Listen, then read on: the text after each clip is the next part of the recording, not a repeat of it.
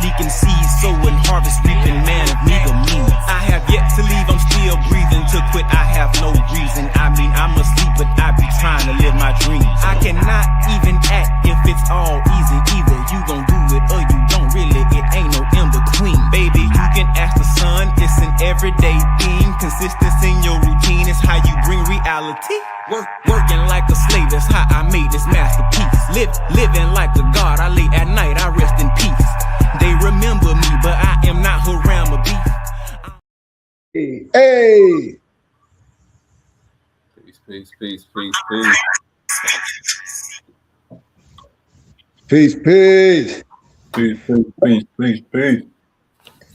Hey, Moso, can you run that back, please, man? Please, man. Please, man. Give me 1 second.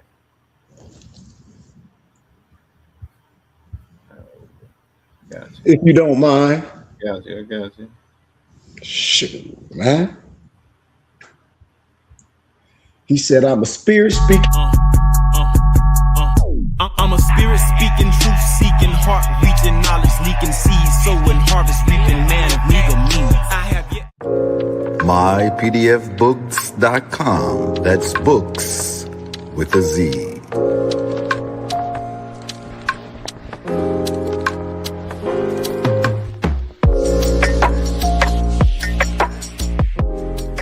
Once again, this broadcast has been brought to you by mypdfbooks.com. That's books with a Z, where reading fundamental. Also brought to you by bindedbooks.com, where treasures are bound. Be sure to get all of your teas at My Son's Teas, the tea of teas, divinely prepared at herbsofmyaunt.com.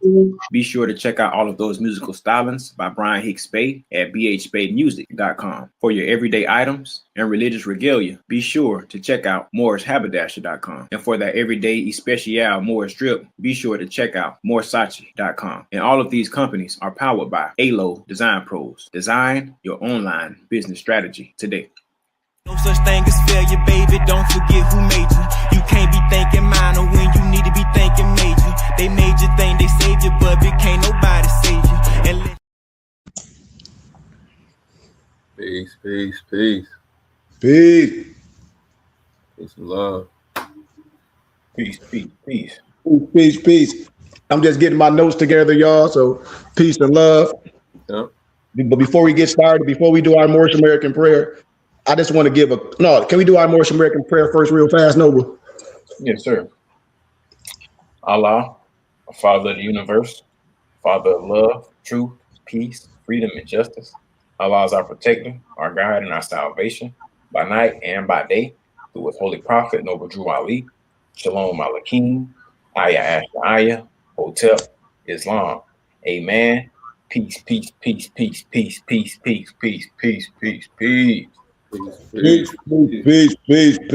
to all the more than the true light seekers, to all my nobles that's here and not here. But I want to give a special shout out to all my people here. I'm in Flint, Michigan, back in my city. I want to give shout out to my alumni, KHARY University, for allowing me to come on campus and lecture to all those students, to allow me to come lecture on history, science. I want to thank my professor, that's a Jewish priest, that allowed me to come to their synagogue and lecture. I am Melchizedek to these brothers and sisters, so I give gratitude. I just want to give gratitude. And I want to give gratitude to my mother and my father for always supporting me and believing in me and purchasing all my books, all my literature. I want to give shouts out to y'all because y'all didn't grow up with me. We met each other where we are. And I give y'all love for supporting the BBT, man, with your time. Yes, we give donations. I give gratitude, but your time and you are more than everything. So I give gratitude to y'all. And when people come join us every Sunday on here, the same people, don't hesitate to give a donation to our temple and school. That's the only way we're going to build. When you went to church, you gave a donation, but you didn't get a tax-exempt receipt. And here it is. This is a part of our community. And everything that I have for our community, fez, turbans, books, everything. I have everything for our culture. Islam? Islam. We got to stop making all these platforms rich because they can sell our items for cheap. And when you're part of a community, you get a tax-exempt receipt. So I want to say shouts out to an Empress that's on here on my TikTok page. She's been following me for a while. I know who she is. I don't know her personally, but I know her on social media. Sakina L. I think you've been following me for a long time, Empress. I want to say peace, love, light, and illumination to you. You're not alone. I'm right here. I'm always right here, because people will lead our people into a burning house. People will lead our women into a burning house. Our empresses. Your crown's supposed to be straight. Islam. So without further ado, Brian, can you give us our aims real fast? We're going to get started in this teaching. Yes, sir. So, scientific study will illuminate the student that Yahweh, our Elohim, the creator of the stellar and ecclesiastical universe, has stipulated in all Bibles, regardless of the translation, a pattern that he, Yahweh, Elohim, gave Moses in Mount Sinai in the year 1490, BBY, erroneously referred to as BC. It is by a profound knowledge of the construction and operation of this divine pattern of the Mosaic Tabernacle in relationship to every created object in the universe, whether visible or invisible, that will reveal the answer to every question concerning Yahweh Elohim and Yahshua the Messiah, as he really is, and his eternal purpose and plan. The Burning Bush Tabernacle Science Temple and School is not a church, but a school of research, founded with the idea in mind to delve into every branch of science, according to the pattern of the tabernacle, man made in the image of God, to find the answer to every question that has plagued the student from the foundation of the world, thus proving the unerring accuracy and infallibility of the Bible. In research and study, we always use the true Hebrew names of the unity of the spirit of the so-called Godhead. Instead of the title God as the Father's name, we are using the correct Hebrew name, Yahweh. Instead of Jesus Christ as the Word or Son's name, we are using Elohim, which is the correct Hebrew title of the Father, Yahweh in superincorporeal form. For the Holy Spirit, which is Yahweh Elohim, manifested in a physical body, we are using the correct Hebrew name, Yahshua, the Messiah. These holy names may seem to be of private interpretation, which we, the Burning Bush Tabernacle, have invented, but through research and study with a good encyclopedia or dictionary, anyone can discover for themselves of this great error. There was no letter J in any language until the Middle Ages. Neither was there ever a letter equivalent to the J in the Hebrew language. Therefore, names as Jesus or Jehovah are impossible renderings of the true name of the Father and the Son. Here at the BBT, our aims are as follows. 1, to illuminate the student, to find and know Yahweh, our Elohim, as he really is and exists. 2, to form a nucleus of universal brotherhood of humanity in Yahshua the Messiah, without distinction of race or nationality, creed, sex, caste, or color. Aim 3, to investigate the unexplained spirit law, or so-called law of nature, and the powers latent in man. Aim 4, to encourage and promote the study of scriptures, comparative religions, psychology, philosophy, and modern practical and occult sciences. Aim 5, to remove spookism, superstition, skepticism, and ignorance. Aim 6, to learn, to know, and understand the operation of Yahweh's eternal purpose through the dispensations and ages. Aim 7, to discern and avoid being deceived by Lucifer, the serpent, the devil, the dragon, or Satan and his demons operating the mystery of iniquity on earth through the dispensations of time. Aim 8, to earnestly contend for the common salvation and faith which was once delivered to the sons or children of Yahweh Aim 9, to make known that Yahweh from the beginning ordained there is no other name given among men whereby man can be saved, saving the name Yahshua the Messiah. And last but not least, aim 10, to inherit eternal life, now in the kingdom of Yahshua the Messiah, with the hope of immortal glorification in the new earth state. And with that, I say Islam, amen, and peace, peace, peace, peace, peace, peace, peace, peace, peace. Peace, peace, peace, peace, peace, peace, peace. I was just gathering my notes, man. So give me one quick second. Yes, sir. But how you say everybody day was good today? Quite well, quite well. Absolutely divine, if I must say so myself. How the little one doing? She's doing excellent, growing fast, you know, faster than expected as always, but you know, she's happy, hollering, healthy, you know, all of those good things. And with a father like you that's into the science, you gonna teach your daughter all the tools. Her prom is gonna be so straight. She's not gonna be confused over who she are, her hair, her skin tone. She's not gonna be biased of no one else. She's gonna have clear understanding and love all. That's a beautiful thing, man. Indeed. That's a beautiful thing. I think I seen my Puma on here, my mother friend. Well, I say my friend. She's like an aunt to me. I think I saw her on here. Peace and love to you. And just peace, love, and light to everyone that's on here. Peace, love, and light. But today is our Sunday. Yesterday was our ADAPT class. I gave y'all some little introduction to esoteric wisdom, because here at the BBT, we don't gravitate to one science where we miss the essence of the rest. We don't rock like that. If anybody here for that, we just block you. We're not tolerating none of that stuff. But we know how social media is. You can't control who on here. You have to block them. That's why I want people to join us. For you can join us on private Zoom. For you can get the teachings and you can share with us how we build in our community. Everything don't have to be shared with everyone, especially if everyone's not serious. I tell everyone, you don't have to show both hands when you planning. You don't, because everyone they're not really praying. They're using the other prey, like a lion do a gazelle. Remember this. So today we're going to talk about some esoteric science.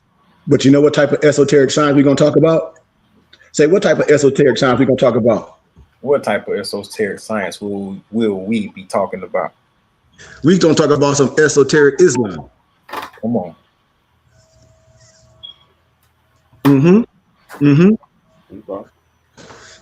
We're going to talk about some esoteric Islam.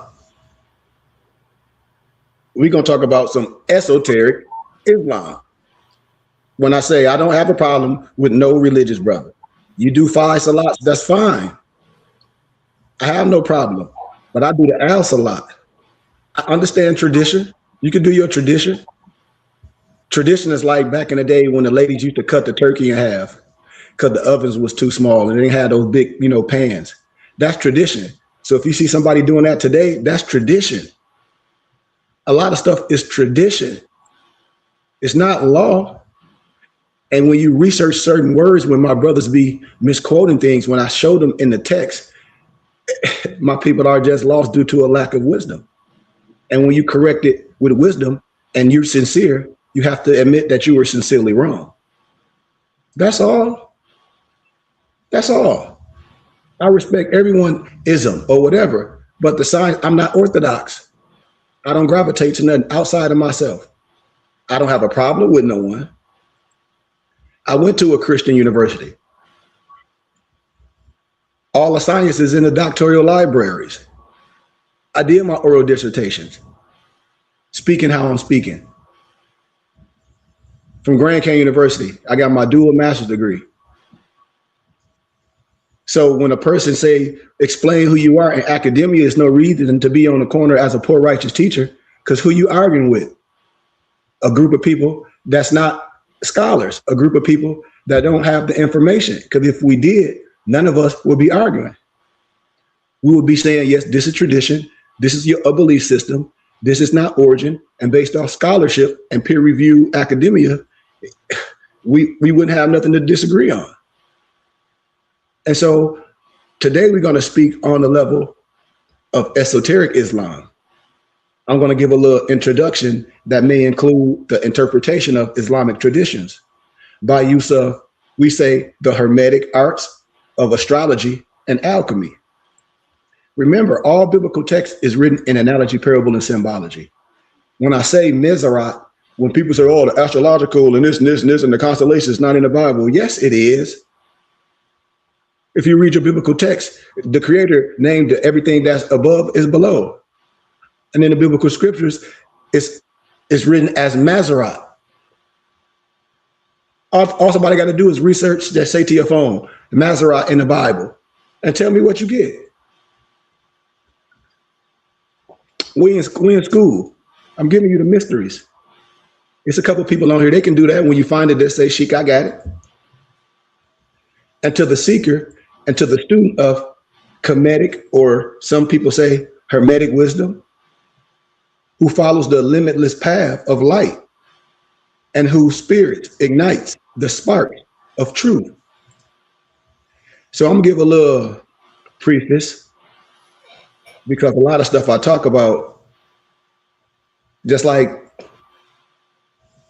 I met one of my Islamic brothers and he was like, Sheikh, nobody would know nothing unless you introduce it to us. And he'd been Muslim all his life, his family, everything. He said, yes, we be reciting stuff. He said, but study, he said, and the wealth of information, he said, it has to be introduced. It's just like if you want to learn any craft and you want to homeschool and it wasn't something that your family did, you're going to have to be introduced to that. What's wrong with that?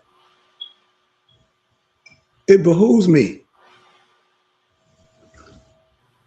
When we feel we can't be led and guided by our righteous brothers and sisters.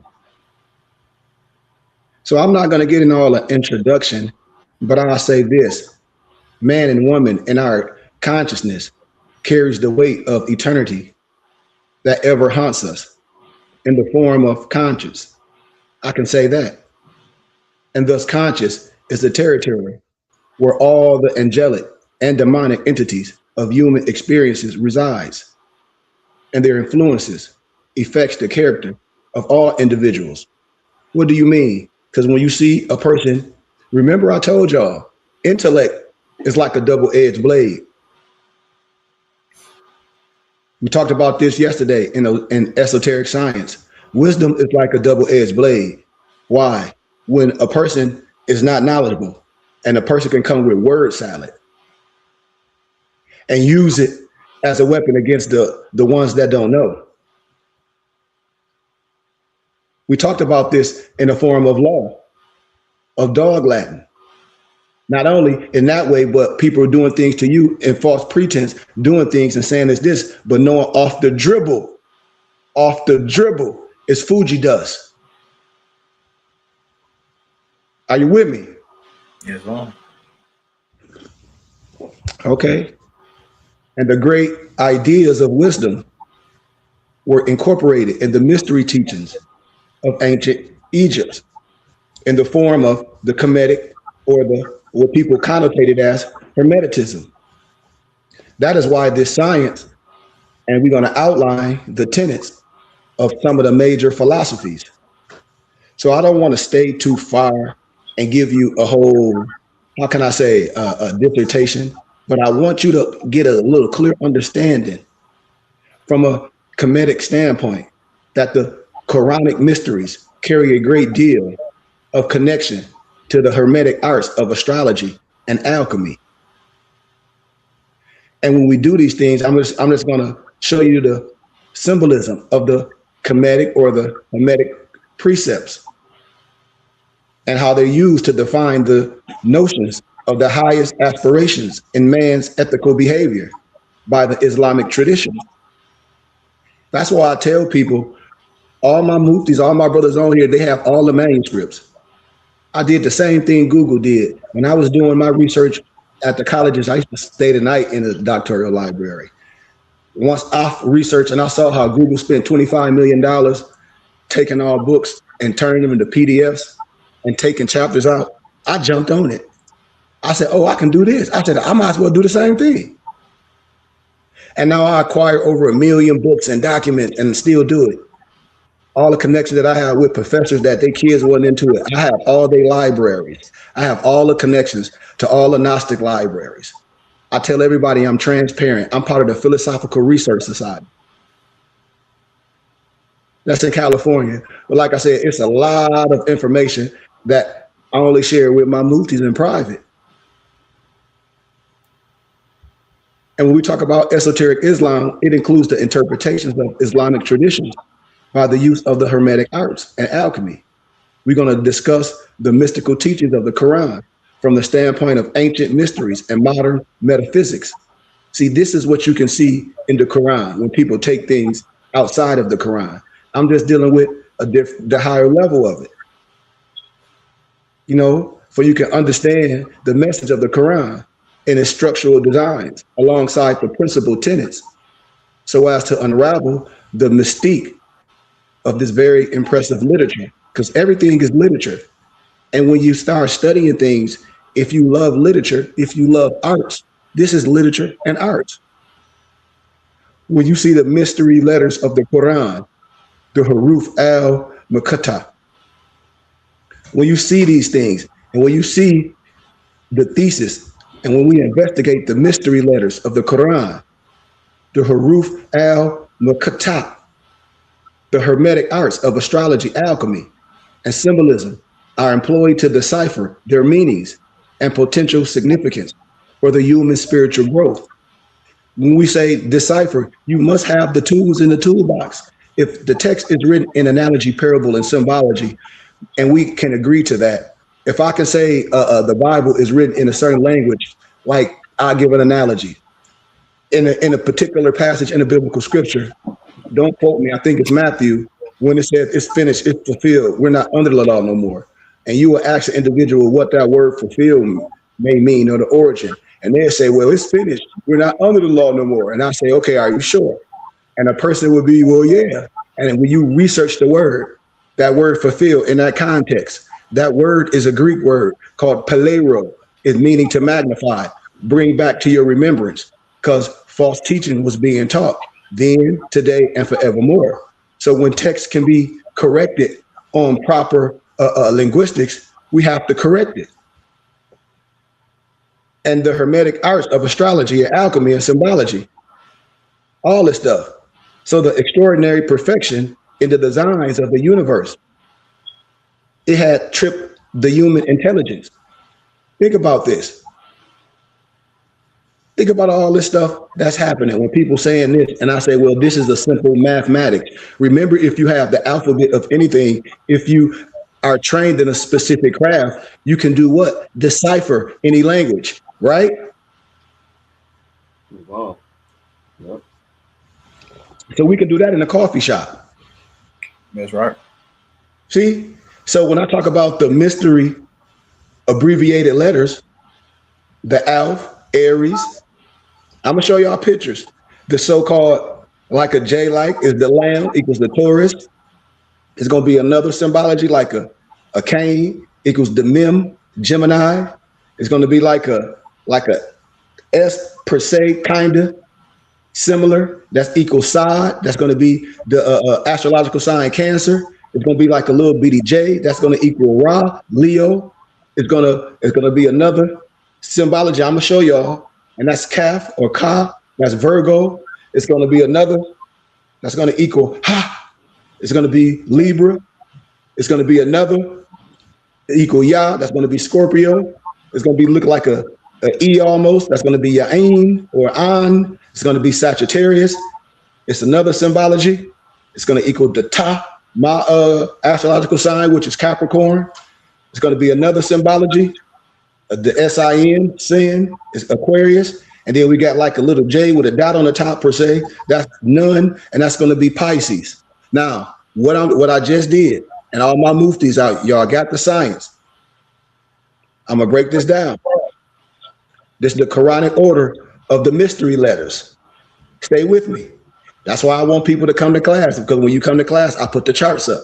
I'm just breaking it down. I'm not even going to be long. The mystery letters comprised of the Arabic letters mentioned in the table. The table I just showed you is the Quranic alphabet. You know, those letters I showed you, and they pertain to the what? The astrological signs. The so-called 12 disciples, the Mazarah. Watch this. The mystery letters comprise of the Arabic letters in that table. And though they do not appear in alphabetical order in the Quran, but are actually stated as prefixes. So now you got to look up what a prefix is if you don't know what a prefix is. To certain chapters of the book. And throughout the Muslim history, there have been many theories proposed to justify their existence in the Quran. Some scholars have suggested they were initials of the scribes who had written down the dictation of those chapters, while other scholars commented on them to be some especial mystical significance, which is known only to God himself. The letters appear in the Quran successively, you know, and a fashion they go Alf, Lam, Mem, and chapters 2, 3, 29, 30, 31, and 32. I hope my brother's writing it down. Alf, Lam, Mem, Sad, chapter 7. Alf, Lam, Ra, chapter 10, 11, 12, 14, and 15. Alf, Lam, Mem, Ra, chapter 13. Kaf, Ka, Ya, An, Sad, chapter 19. Ta, Ha, chapter 20. Ta, Sin, Mem, chapter 26 and 28. Ta, Sin, chapter 27. Ya, Sin, chapter 36. Sad, some people say Sad, chapter 38. Ha, Mem, chapter 40, 41, 43, 44, 45, and 46. And Ha, Mem, An, Sin, Kaf, chapter 42, and Kaf, chapter 50, and Nun, chapter 68. So, some of the, when people say Islamic scholars, because remember, I love literature. And if you were Islamic a teacher or a student and have the pleasure to study these things, is no disagreement. It can be. Because a lot of the scholars, you know, on the interpretation of the Quran, one of the most prominent scholars was Alam Abdullah Yusuf Ali. And he broke down in a dissertation about the abbreviated letters in his commentary that, and I quote, certain surahs have certain initials prefixed to them, which are called the abbreviated letters. A number of conjectures have been made as to their meaning.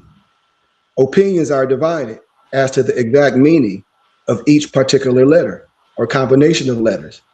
And it is agreed that only Allah knows their exact meaning. Stay with me. And I'm setting the precedent. The presence is not inconsistent with the chapter of the Quran as a plain book. The book of nature is also a plain book, but how few can fully understand it. Everyone can get out of the Quran's plain guide for his life according to his capacity for spiritual understanding. I talked about this in a DAP class yesterday. As his capacity grows, as her capacity grows, so will his or her understanding grow. And the whole book is a record for all time. It must necessarily contain truths that only gradually unfold themselves to humanity. So we talk about the commentary on the Quran by Alam Abdullah Yusuf Ali. I'm setting the precedent because I'm going to get into the astrological signs. I'm going to break this down and show you, and then I'm done. Y'all with me? Is that okay? That's okay. Well, my boy said, he said, man, thank you. He said, I sent you a donation. And just thank you for your time. Thank you too, brother. I appreciate you, brother. But anyway, Here we go. There are 29 chapters of the Quran that mention the abbreviated prefixes. The 14 letters out of the 28 alphabets of the Arabic language are used in different combinations in those prefixes, among which two pair are homophonic. Homophonic. Write that down.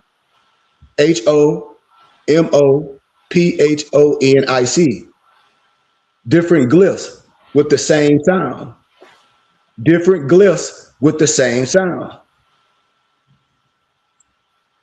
Hence making them 12 sound characters in total, because each of those homophonic pairs of letters here act as one character.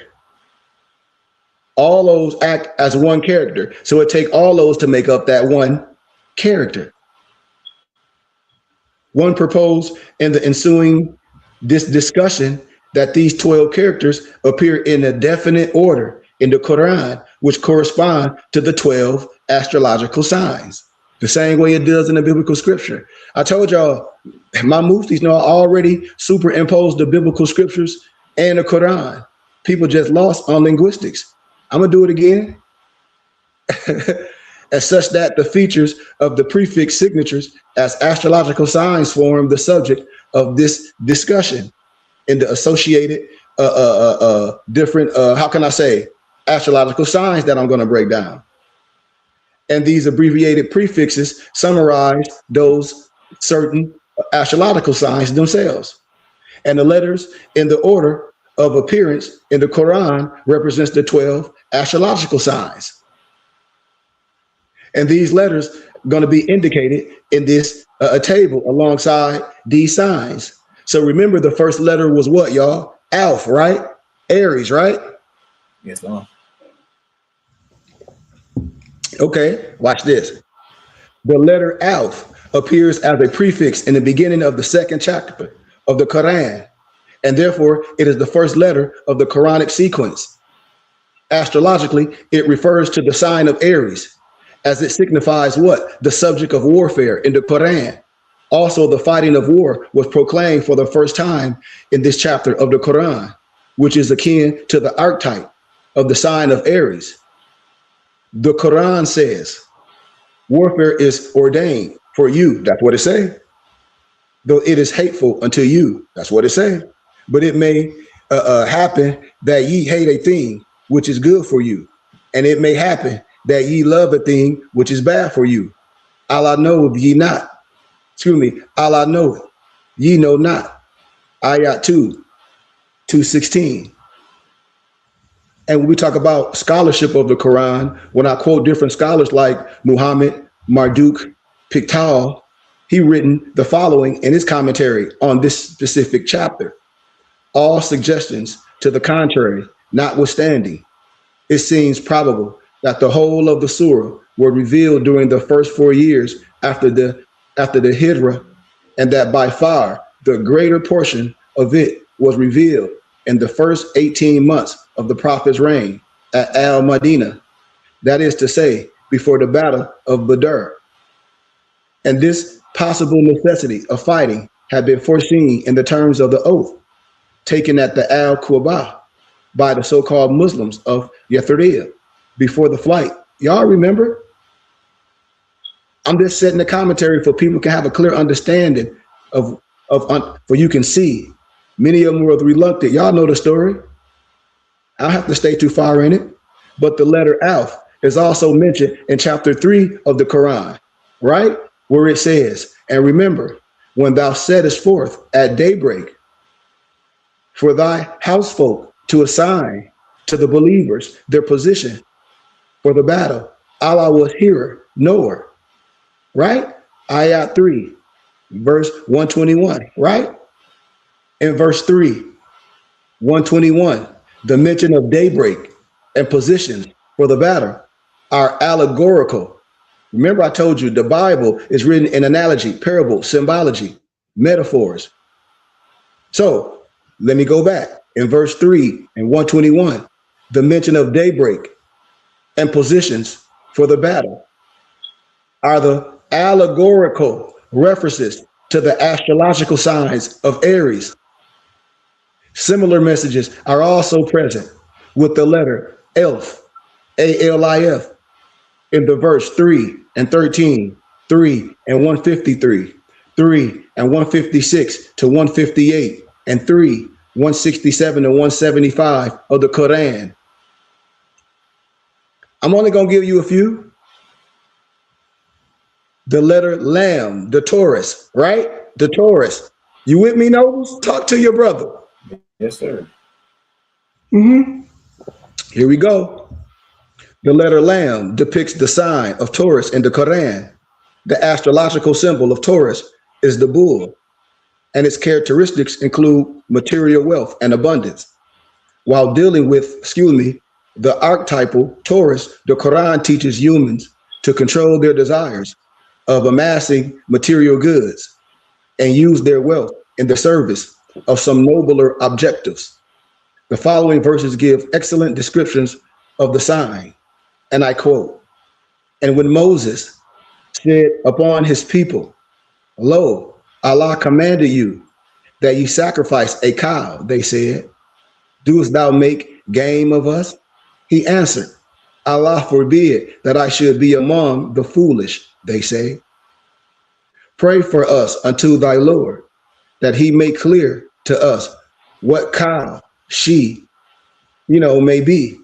Moses answered, Lo, he said, verily she is a cow, neither with calf nor immature. She is between the two conditions. So do that which ye are commanded. They said, pray for us unto thy Lord, that he make clear to us of what color she is.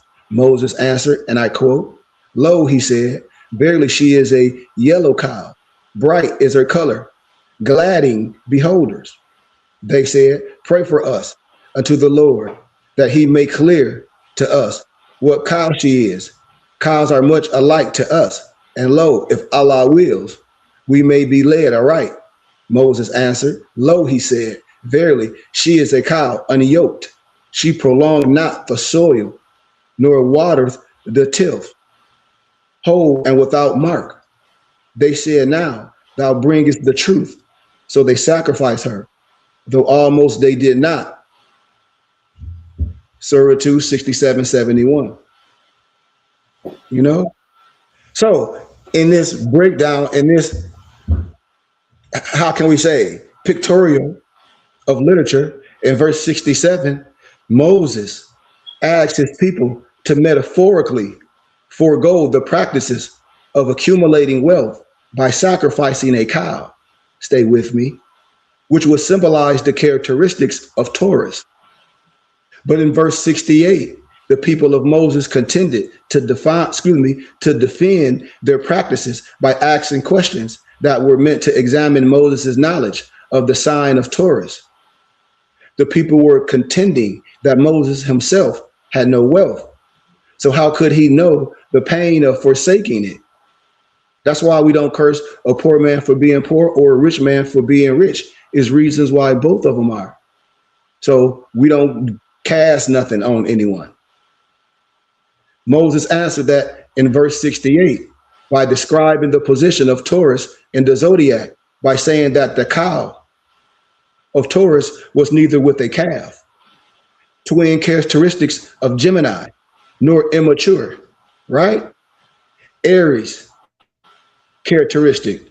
Rather, the sign had to be in between of Gemini and Aries.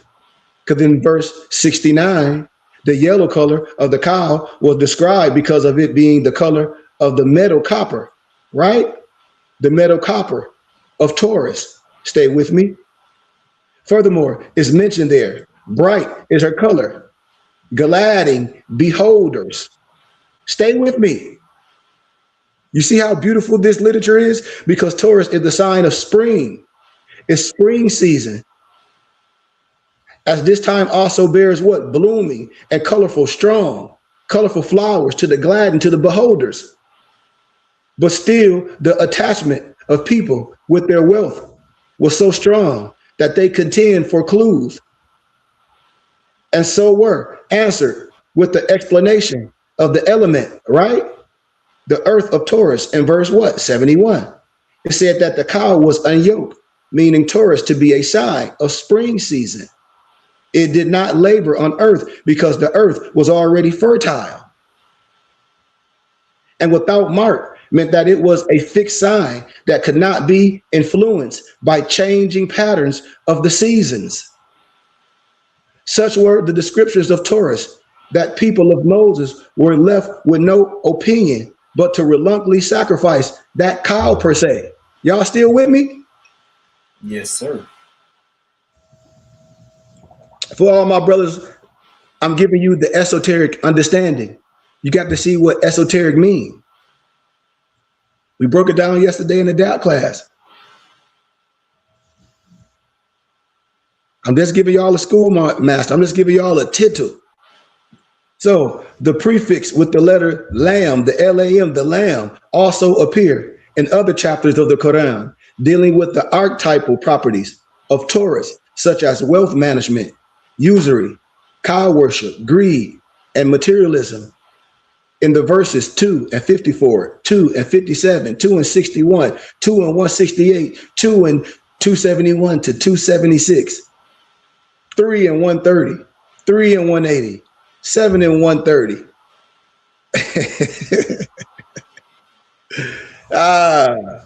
The letter Mem, Gemini. Let me see how long. Okay, I got a little bit more time. The letter Mem, M-I-M, is used to indicate the sign of Gemini in the Quranic chapters. The prefix appears in a plethora of chapters. But for the sake of this dissertation and this speaking of the archetypal Gemini, the chapter, the following ritual has been commanded to be performed in the giving verses. Watch this. Lo, the mountains, Al-Safa and Al-Marwa are among the indications of Allah. It is therefore no sin for him who is on pilgrimage to the house of God or visit it to go around them as the pagan customs is. And he who doeth good of his own accord, for him, lo, Allah is responsive, aware. Ayat 2, verse 158. So when we talk about the mountains named Al-Safa and Al-Marwa mentioned here, they are allegorical representations of Gemini twins, Castor and Pollux. I'm giving y'all wisdom. No one can deny, no one can be confused. Whilst on the pilgrimage to Mecca, Muslims are required to run between those two mountains 7 times for performing the ritual known as Sa'i or Sa'i.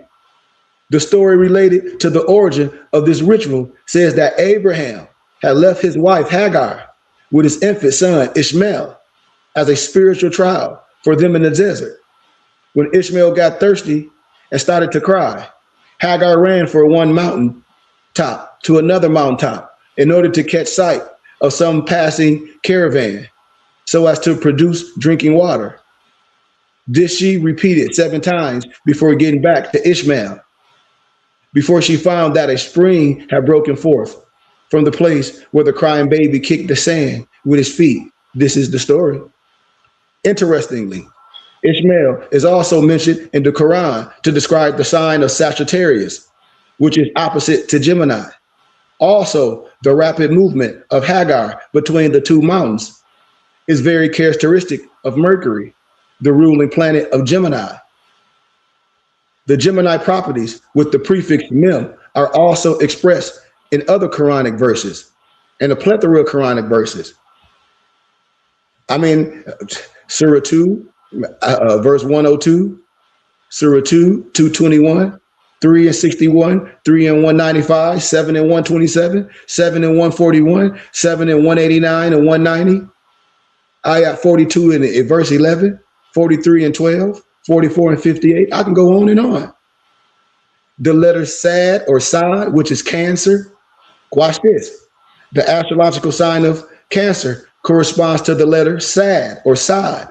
Y'all know the symbology with the crab-like per se. In the Quran, Cancer begins at summer solstice and is ruled by the luminary planet moon. In astrology, the sun and the moon represent king and queen, respectively, and therefore Cancer is also one of the two royal signs.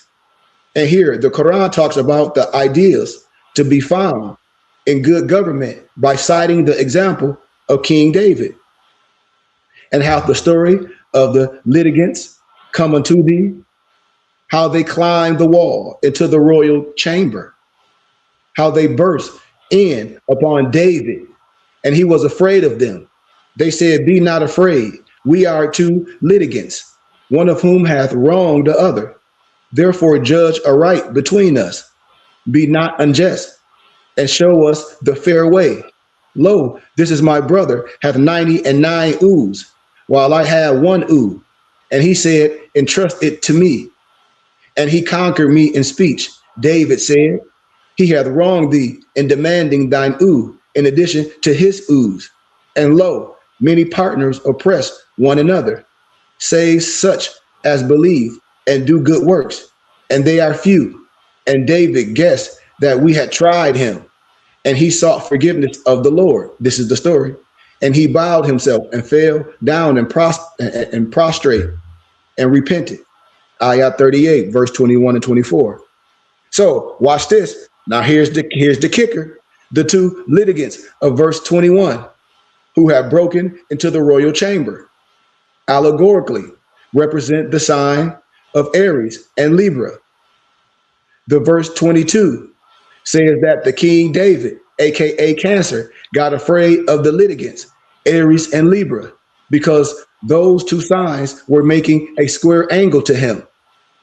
In verse 23, the ewe metaphorically represent the sign of Capricorn, opposite Cancer, and the litigant with the 99 ewes is Aries, while the one with a single ewe is Libra. The Aries, with its assertive and aggressive attitude, was trying to rob Libra, even of a single ewe that it possessed. And in verse 24, David, Cancer, used his royal authority to admonish Aries with regard to his behavior, and also recognize the importance of the responsible use of power from this episode. Thank you, brother, for that donation. Actually, let me just send me your email and I'll send you some literature. I'm sorry, I got another platform up.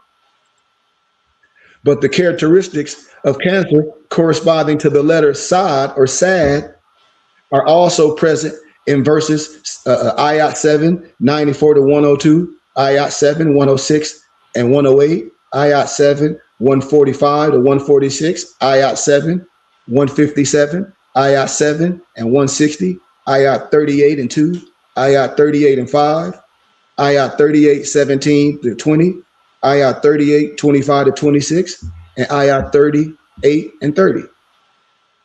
Yep, I got 10 more minutes and I'm done. The letter Ra, you know, Ra, like Busta Rhymes to say, Ra, Ra, like the dragon. Ra is Leo. Y'all know Leo. The letter Ra of the Arabic language depicts the sign of Leo in the Quran. The sign of Leo is ruled by the sun as the choice of the word Ra. And here is interesting, since it's also the name of the ancient Egyptian solar deity. The word appears in connection to the story of Joseph in the Quran. The story says that Joseph was the brightest among his brothers, didn't it? Who out of jealousy were inclined to place him in the pit. The Quran says, and I quote what my homeboy say, look, man, I don't mean to go off subject. He like, man, he said, all God men had multiple wives in the Bible, didn't they, Sheikh? I said, yeah, Jacob had 2 wives. He married Laban 2 daughters. So yeah, hey, but let's proceed. But when Joseph said unto his father, "O my father, lo, I say in a dream, 11 planets and the sun and the moon, I saw them prostrating themselves unto me." He said, "O my dear son, tell not thy brethren of this vision, lest they plot a plot against thee. Lo, Satan is for man an open foe." Ayah 12, 4 and 5. So watch this. In the verse 4 and 5, Joseph, aka Leo, tell this father, aka the son, that he saw 11 planets that metaphorically represents 11 astrological signs, his brothers, besides Leo, which is himself. 11 plus 1, 12. It's good to note here that in the Greek mythology, the sun god Apollo had been attributed with the characteristics of prophecy and vision. Apollo was known to be an oracular god per se, as a patron of Delphi, was responsible for the Delphic oracle per se. And thus the following visionary attributes of Joseph are also mentioned in the Quran.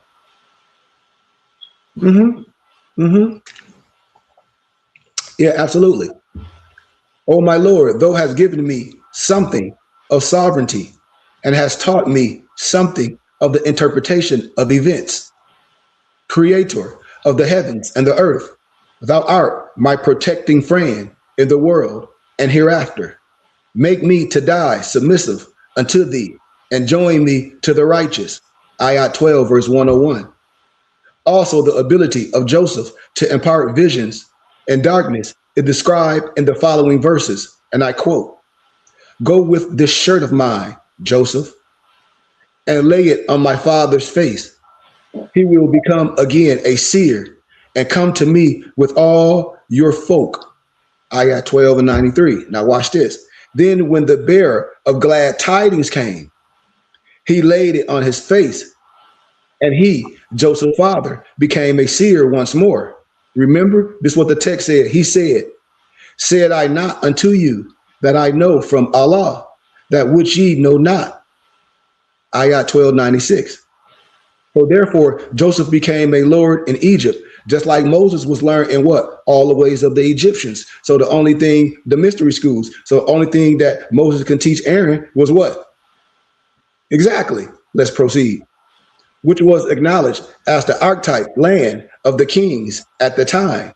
Once together again with his father, he realized that his earliest dream had come to its realization. Now watch this fire, because we almost done. And when they came in before Joseph, he took his parents unto him and said, "Come into Egypt safe, if Allah will." And he placed his parents on the dais as they fell down before him prostrate. And he said, "O my father, this is the interpretation of my dream of old. My Lord hath made it true, and he has shown me kindness, since he took me out of the prison and had brought you from the desert after Satan had made strife between me and my brethren. Lo, my Lord is tender unto whom he will. He is knower, the wise." Ayat 12, 99 and 100. So I'll do one more and we'll be out of here. The letter Kaf or Kaf, the K-A-F or the Q-A-F, which is Virgo. Y'all know Virgo. Y'all know what the Virgo is. The letter Kaf, the K-A-F, the Kaf, corresponds to the sign of Virgo, and it's expressed in the Quran with a classical allegory of the mutable signs. Because Mary, in the following story of the Quran, represents Virgo as being a virgin. She is responsible for the immaculate conception of Jesus per se, right? Right?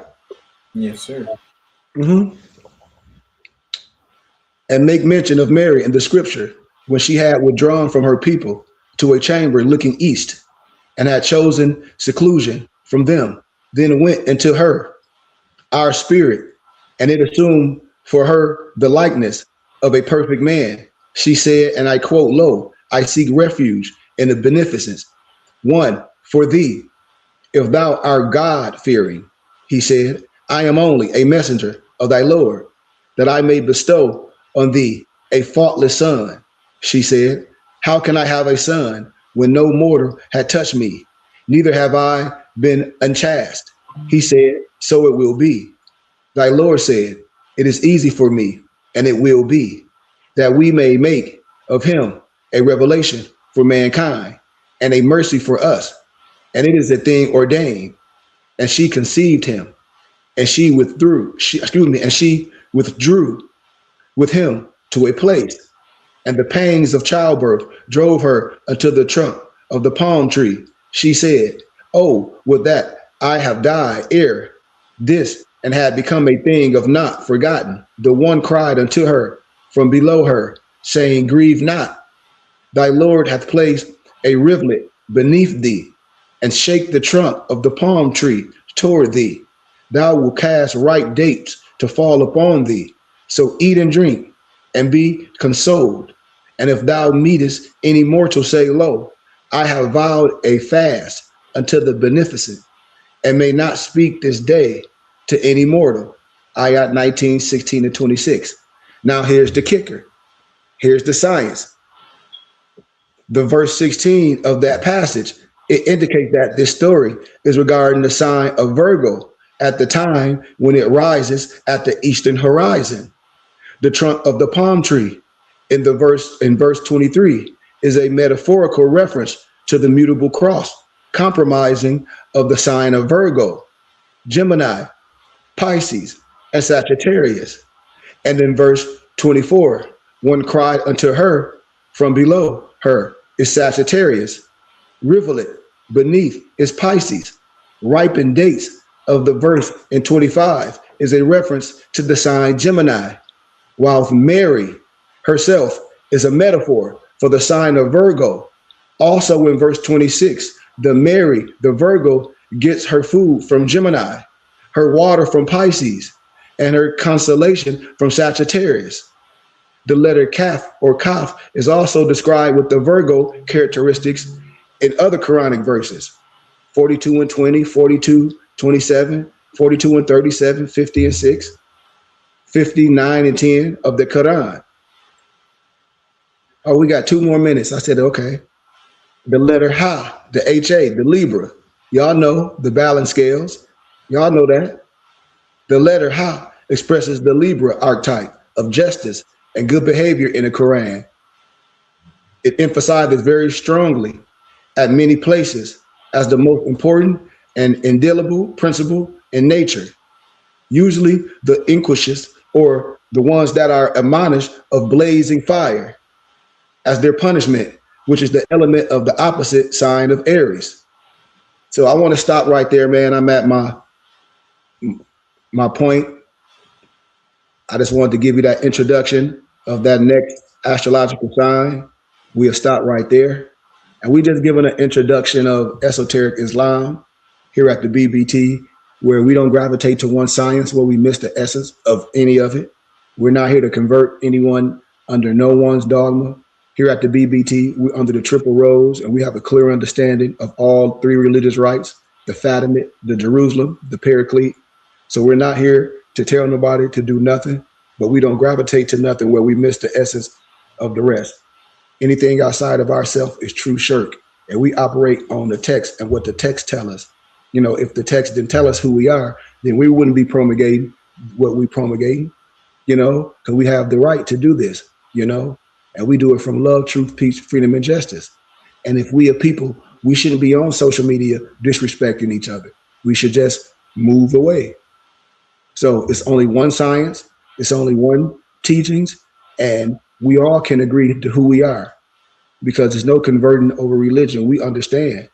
But as I close, if we are people, y'all, and everybody all here talk about reparations, with everybody, because all my brothers is down with reparations too. Ain't that right, Moso? Yes. But I bet you everybody on this platform is down with reparations. We talked about this stuff in civics class when I was going to GCU. I said, if that's the case, and we already have religion, then we arguing on the wrong fight.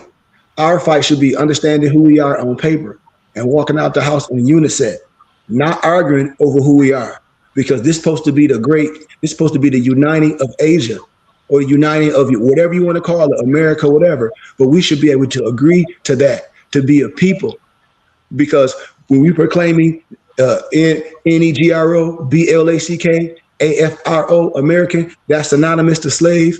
According to science and law, that's civil term mortis. And that's what I'm telling them. Those people that identified to that would never get no reparations. And the only people that ever got reparations for anybody that identified to that is the individual or the entity that created that type of thing. That's why it was a writer. He wrote a book called The Negro is a Beast. And I show you how the prophet symbolized it to a sardine. When I tell my brothers and sisters, we can't let religion, we can't let fraternal orders, we can't, there it go. We can't let fraternal orders separate us. We cannot let that happen anymore. Because if we doing that, brothers and sisters, we really look foolish. If you really think about this, Noble Moso, we really look like foolish, like everybody is one nationality, many cultures. We didn't see the United Asia, what the prophet did when he had all those people with different headdresses, different Freemasons, different brothers. He wasn't changing no one. He said, listen, brothers and sisters, we got to understand something. We understand this science, we understand this unity, we understand this, but this separate and equal stuff, that's over. And this is all I'm trying to tell my brothers and sisters. We had religion forever. We had this type of Islam. We had this type of Christianity before all those things before that was brought to us. What do we have?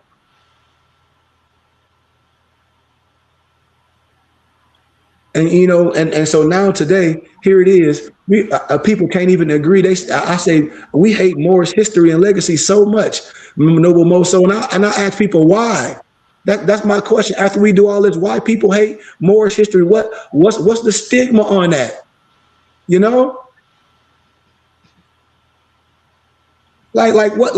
What's the stigma when we show all this history, this scholarship? Why do we got a misconception of Moorish history and legacy? And this scholarship is saying the other man did this and not being able. Can you answer some of that, Maso? Can you explain or talk about a little bit of that before we get out of here? Yeah, I mean, I think it's just self-hate, being brainwashed into the Negro paradigm, the black colored information. I mean, the Moorish legacy is our legacy to claim, to understand, to study. It should be studied at every university, but we want to be hyper focused on 400 years of enslavement and not dive deeper into the history, the roots of our people. But we know North Africa, East Africa, Asia, like you said, Moorish history is not just in one continent or on one continent. It's a global story. We all watch movies about pirates, and we know the word Moor means navigator, and we were the best navigators of this planet. So to not study that is an extreme disservice to your roots. So I mean, I really hope brothers and sisters who do have a open eye would join us and get the literature, get the books. If you don't have them, to start to understand it, because a lot of people are teaching more science from a skewed perspective, not through scholarship as Sheikh's doing and as we've been studying over the past 6-7 years.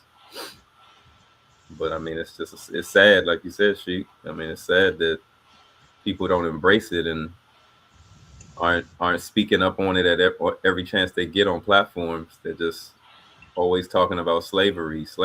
And yes, that was one part of our history, but the Moorish legacy, the Moors ruled Spain for 800 years and they ruled other land masses for even more. So for you not to study it and to understand the families and the tribes connected to it, you're missing out, because Hannibal, one of the greatest Moorish generals, people have just been totally disenfranchised from the information. And here at the BBT, we illuminate it every weekend, every week. through books, through literature, through documents. We're not just talking out of our neck with this information to make you feel good. This information is in colleges and universities. And like you said, maybe when we go international and go to Europe, brothers will wake up and see, because the Moorish legacy is understood in Europe. Mm-hmm. Yeah. And like I say, man, people be saying mystery. Like, I just sent y'all a book. It was a Muslim American slave, the life of Omar ibn Assad. Just sent that to y'all, and it talked about a Muslim American slave, and it's stuff that it's in the academias, it's in the libraries, like, and all the stuff I've been getting from come from the library. The One World Tartarians, the David McRitchie, the Ancient and Modern Britons. All these books don't come from no that I'll be getting for no street vendors. Right. This stuff comes from the university. Othello. We all know about Othello. Othello was a Moor. He wasn't a Negro. Yeah. Like I said, in academia, when you figure out it ain't no such thing as Black History section, and that's and that's what I tell everybody. When I was able to study at the doctoral libraries, I was able to study in the Dark Ages, the Antiquities, Antebellum, first century. Over there, what happened in Britain, when I found the writer David McRitchie, and I saw everything was over there in Germany, and I started studying Saint Mark and Saint Maurice now. When I saw that Moorish legacy over there in Germany and Europe, and people will give you a false pretense of history because for some reason they feel the Moors did this, and not the MOORs, we the MUURs. Have you heard that? Yeah. Mm-hmm. It's gotten to a point of these brothers just hard-headed, man. I swear. Man, the semantics, man, be so. And that's why I like to have these after we lecture and after we do these teachings, man, just for general conversation, because it be needed. When I say a lot of stuff we do here is scholarship, just like Dr. Ben. If anybody say they like Dr. Ben talked about the Moorish history. Dr. Ben lectured just like I did. Ivan Van Sertima lectured just like I did. John Henry Clark, Sheikh Anadia, Dr. Francis Cress Wilson, Amos Wilson. Now, we're not dissing no one, but we're talking about some things that we can put things and say, okay, now wait a minute, man, we have to talk about some clarity. Because Carter G. Woodson said the miseducation of the NEGRO was on who? Our preachers and our teachers. Why? Because they know. Right. Like you were saying, studying even biblically, like you said, studying who the Canaanites were, who were the Phoenicians, who were the Hamites, who were these? Some of these tribes really existed, and people were linked to these tribes. So I mean, it's been written. It's already been written. It's just people have to wake up to the knowledge. And like you said, like I tell people, the thing we do, we diss things that we don't know, and that shows the Lord itself when we diss things that we don't know. Like when I show people the true Jew is the Hebrew, is the Igbo and the Igbo. I gave y'all the document from scholarship. Right. So the scholar, when people be saying, well, no, you just not into the scholar. You just don't have scholarship reference like we have. It's there. So a person can play make-believe, yeah, because someone has taken the identity and gave you a tale, and you don't know history. Scholarship, why? Because you're not connected to it. So what will be promulgated? What would you pick up? Wikipedia, per se. Wikipedia knowledge, per se.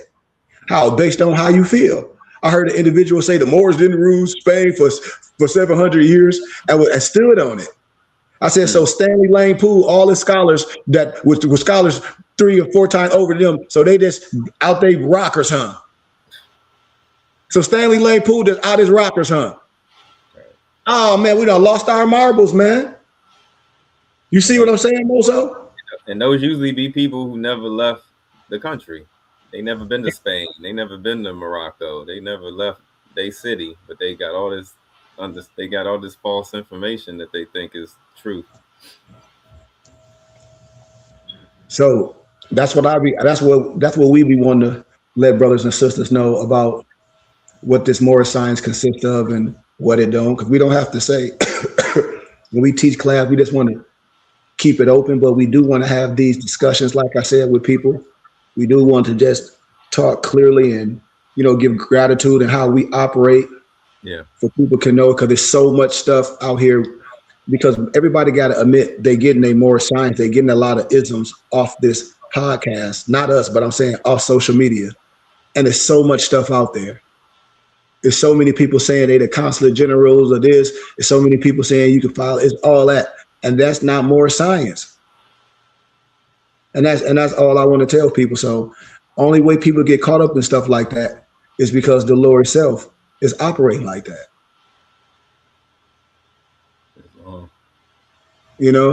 So I want people to be very careful. Like I said, we here at the BBT, we open, and this is a safe place, but no matter what you believe in, as long as you understand, because once again, we understand. But if you want to learn how to do some things and do some things the right way, if you want to get in shape, because I told you, I vibrate all over. I see everybody. Want to be in good shape now. But y'all don't know we've been doing this ever since y'all known us. See, this is the kicker. So we ain't got to change. We know how to get you right. This is what I tell people. I said, don't stay away. You can do things on your own, but if it don't go right, then and I'm looking at it, and I can give you some pointers and say, well, you need to do this, you need to do this, you need to do this, change this type of workout. Why? Because your body is starting to what? Remember what you about to get on that treadmill. You about to walk on that treadmill, Moso, for real slow. Do. You're going to take some pictures. You're going to do some 1, 2, 3. Nothing going to change. I'm going to shock that body. We're going to change. We're going to get you to moving. The blood got to flow. You got to move. Once you get the moving, once the body change, once the liquid change, once your intake change, once your relationship with food change, everything change. Right. I'm telling you. And I tell people, you ain't doing enough cardio. I see people, especially women, working out, like, you ain't doing enough. You ain't doing enough. If ain't nothing changed, you ain't doing enough. So all these things, what we saying that come with our community, you don't have to go outside and nothing. My noble Maso on here, he got all the teas. Y'all want turbans, kufi, fezzes, ebooks, everything, expensive books. We print and bind them. Y'all want help with y'all web pages. My noble Alonzo Wright Bay got ALO Design Pros. If you have a business and you're not structured the right way, all you got to do is hit me up. I'll walk you through it for a small donation. You won't have to get hustled by no one. You'll be like, man, he did it that easy. He showed me how to register to get on Duns and Brad Street. Showed me what quick 30 accounts. Told me to get my articles of organization. Show you how to do all that to set yourself up as a business, doing your business and build your business line of credit by how day-to-day operations. All these things are skills. And you want to do things the right way. And when it comes to building a community family, we have 10 acres. My brother right here, Maso, and the rest of my brothers, we have 10 acres. So when people saying, well, what can we do? We can do whatever. People can get a part of a quarter of an acre from us, man. Right now, we can have a big greenhouse. Everybody saying what we can't do and people don't have land. We got it right now, don't we, Moso? Indeed. So we can grow some things, we can do some things, we can even show other people how to get these land. We a source of information, we a source of information, and if we are a community, people in the community should be dealing with us. We have a website called Morris Haberdashery where you can get all things in our culture, clothing, regalia. We make some dope clothes for our culture, but all our religious regalia, tunics, we provide all that. Fezzes, kufi, everything. We provide it. We provide it all, And then when you connect it to us, you will be able to see a lot of stuff in the personal warehouse. And you'll be like, oh, I like that. And then, once you connected to us, now you part of the movement, things to be shipped to you personally. How? Straight from the source. You will see us grow and get our first brick and mortar in my city of Flint, our community center. That's going to change our neighborhood. How? With just our small donations, and everybody get a taxes and receipt. Change the community, and we go neighbor and we go state to state. A blueprint, because our community need us. I'm telling you, we need to be a voice. We got all these skills, all this education, all this wisdom. Man, we're supposed to be dealing with our children, our kids, and our single moms, building a community, building a conglomerate. buying up the plight in our neighborhoods, reconstruction it. When they tear the houses down in my city, if nobody never been to the city of Flint and see what's going on, y'all need to get with me because now is the right time to buy. I'm telling y'all, in my city of Flint, if I show y'all what's going on, man, we can buy a whole block. Have it our neighborhood. It's a lady on she in Dearborn, I think Detroit. As I close, y'all, her name Mama Sue. And I always give credit where credit is due. Her name is Mama Sue. And she in Dearborn, Moso, and she got a whole block. You hear me? In her organization. I think she was on CBS. I think she was getting an award. I don't know if she won or not, but she was one of the ones that was selected for the award. You know? And like I say, it's so inspiring. And when I come to my community and the people like, be like, man, KHARY, you can do this and I do that. I say, yeah, but the only way we can do it, the model, the template is how she did it. The people got to support. And then we on a whole nother level. We a community, we a spiritual base,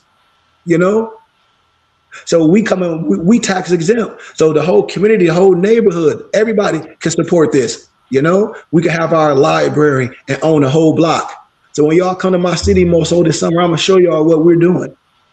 When we go live privately, I'm gonna show y'all this whole street, what we working on to own a whole block. It's tennis shoe money. And we have to jump on this stuff now because as we're getting older and things, we want to own some things. It don't matter where we live at now. We own some things. We own property. We putting our Amish log cabins, not no log cabins, but those modular homes together once we put our base down, already fab together, beautiful homes on our whole block. This is our block, Ma. So this it's so when you look at that, when you look at Mama Sue, you see that and you be like, man, our community is for sale. My neighborhood where I grew up in, Moso, we own lots for tennis shoe money. So I'll give you an example because you live in DC. I think it's a little different. So I grew up in Patterson, but my parents stay on the outskirts now. So, but in the neighborhood, we have like side streets. So on the side streets, you may have about, say, when I was growing up, 10 houses on one side and then 10 houses on the other side, right? Okay.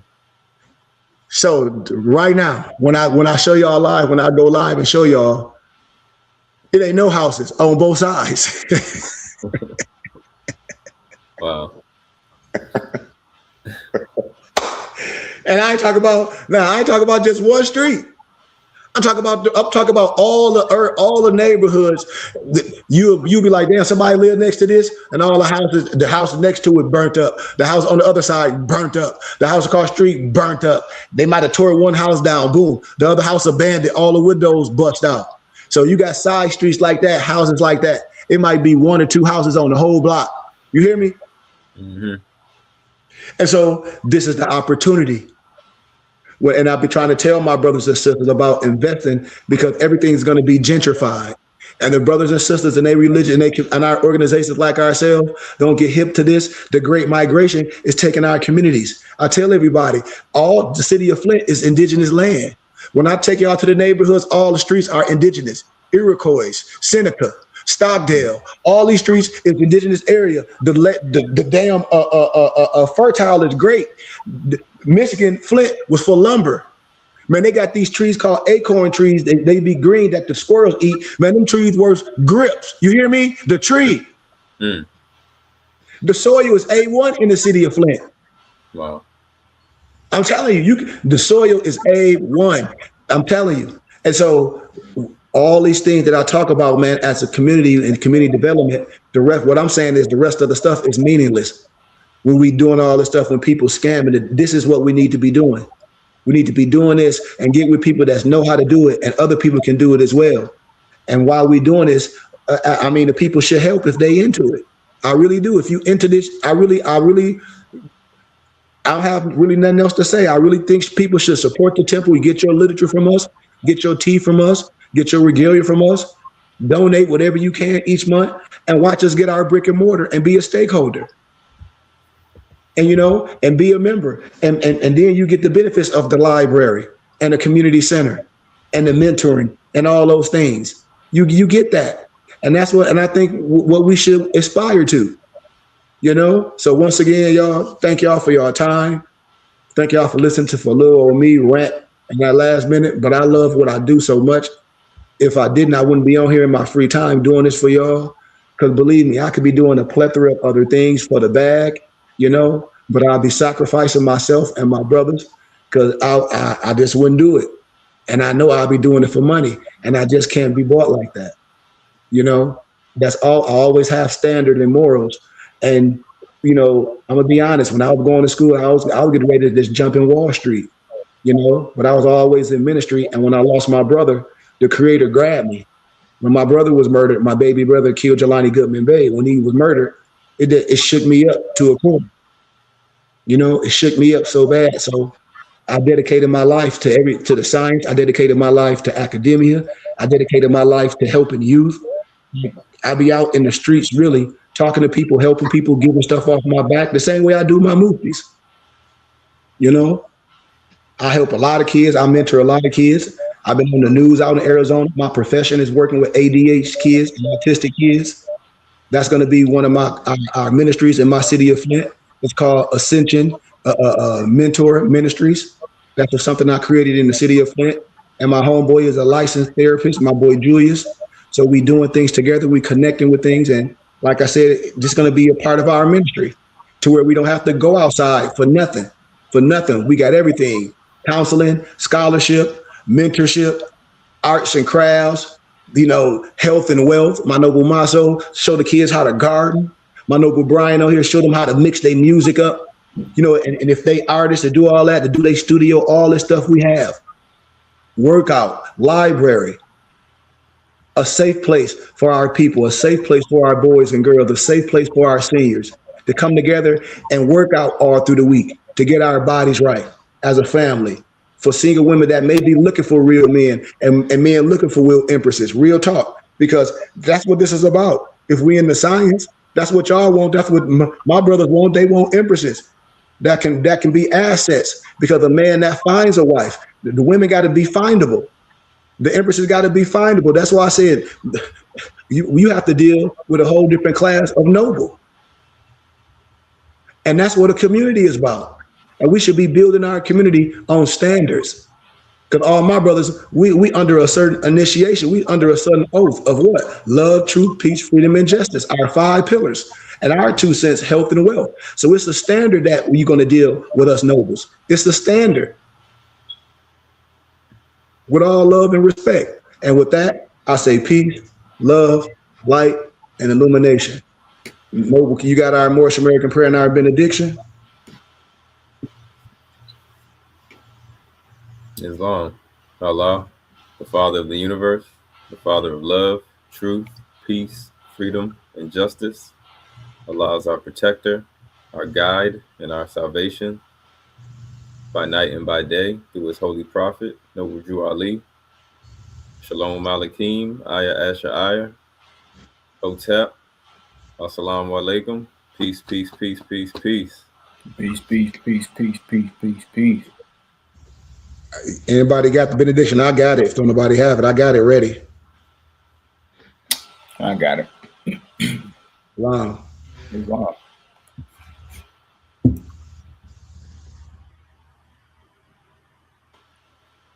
May the benediction of Allah be upon thee and thine always, as thou shalt strive to be a credit to Allah. Make haste to bestow thy acts of love upon thy brethren, and do thy best to shun thine evil ones. Remember to take suckle of the breast of knowledge, wisdom, fortitude, charity, love, and all standing, that ye might nourish the souls of men. Let the truth be thy shield in the manifest battles of falsehood.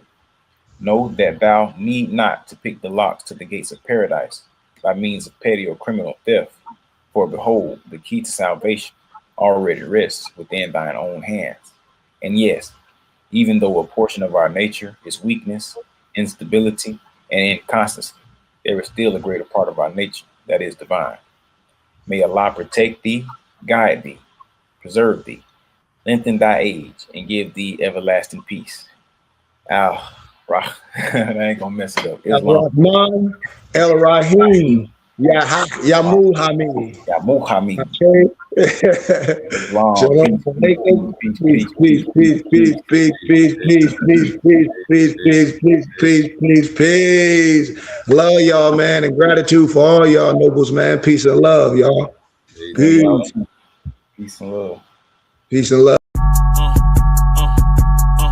I'm a spirit speaking, truth seeking, heart reaching, knowledge leaking, seeds sowing, harvest reaping, man of neither means. I have yet.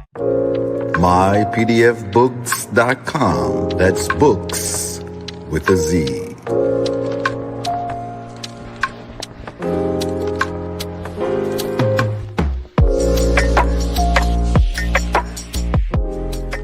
Once again, this broadcast has been brought to you by mypdfbooks.com. That's books with a Z, where reading fundamental. Also brought to you by bindedbooks.com, where treasures are bound. Be sure to get all of your teas at My Son's Teas, the tea of teas divinely prepared at herbsofmyaunt.com.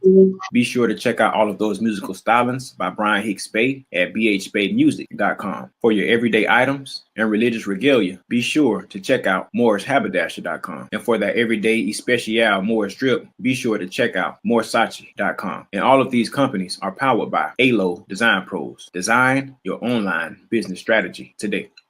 No such thing as failure, baby. Don't forget who made you. You can't be thinking minor when you need to be thinking major. They made you think they saved you, but it can't nobody.